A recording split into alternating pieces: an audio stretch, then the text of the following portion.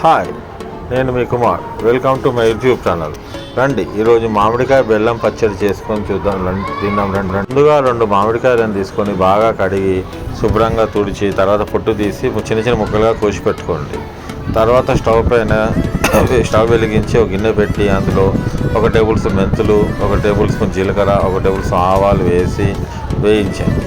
తర్వాత కొద్దిగా పసుపు వేసి తాలింపు ఎర్రగా అయ్యే వరకు ఉంచండి. ఎర్రగా అయిన తర్వాత ముక్కలుగా కోసుకున్న మామిడికాయ ముక్కల్ని అందులో వేసి ముక్క మగ్గే వరకు మీడియం ఫ్లేమ్లో పెట్టి వేయించండి. మామిడికాయ ముక్కలు మెత్తపడిన తర్వాత అద్దపావు బెల్లం పొడి చేసి ఆ మామిడికాయ ముక్కల్లో వేయండి. వేసి బెల్లం కడిగిన తర్వాత 2 టేబుల్ స్పూన్ కారం, 2 టేబుల్ స్పూన్ ఉప్పు వేసి బాగా కలపండి. చల్లారిన తర్వాత తాలింపు పెట్టుకొని డబ్బాలు తీసుకొని పెట్టుకోండి. వేడివేడి అన్నంలో నెయ్యి వేసుకొని తింటే ఎంతో రుచిగా ఉంటుంది. పచ్చడి అన్నంలోకే కాకుండా చపాతీల్లోకి, పూరీలో కూడా చాలా బాగా రుచిగా ఉంటుంది.